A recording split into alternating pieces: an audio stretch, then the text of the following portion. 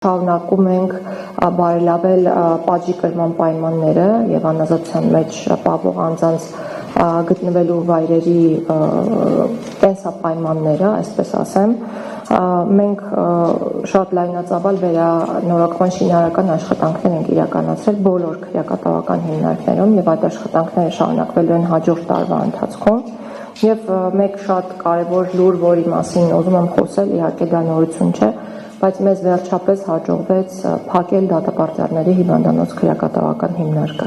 այսինքն մեր երկրում այլևս այդ հիմնարկը չի գործում, փոխարենը Արմավիր քրեակատավական կենտրոնում գործում է բժշկական հագեցած նոր սարքավորումներով ստացիոնար ստորաբաժանում եւ այս բարեփոխումը մենք իրականացրել ենք առողջապահության նախարարության մեր գործընկերների հետ, որպեսզի ունակ լինենք մատուցել այդ անձանց բժշկական պատշաճ սպասարկում։ Եվ երկու բառով ներկայացնեմ մեր առաջիկա անելիքները։ Եկող տարվա համար մեր առաջնահերթություններն են իհարկե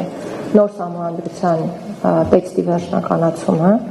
եւ դա ակնկալվում է իրականացնել առաջիկա կիսամյակի ընթացքում, չենք շեղվելու նաեւ այն ժամկետներից, որոնց մասին որ ես նախորդիվ խոսել եմ բազմիցս եւ մեր աշխատանքների ամփոփման ամիսը մարտ ամիսն է շարունակում մնալ, այսինքն մարտին մենք կունենանք տեքստ, որը հրապարակման ենթակա այլևս կլինի։ Վարչական իրավախախտումների վերաբերյալ օրենսգիրքը ուղարկվել է վարչապետի աշխատակազմ եւ առաջիկայում կքննարկվի նաեւ նախարարական կոմիտեներում, հույս ունենք, որ առաջին 6 ամիսների ընթացքում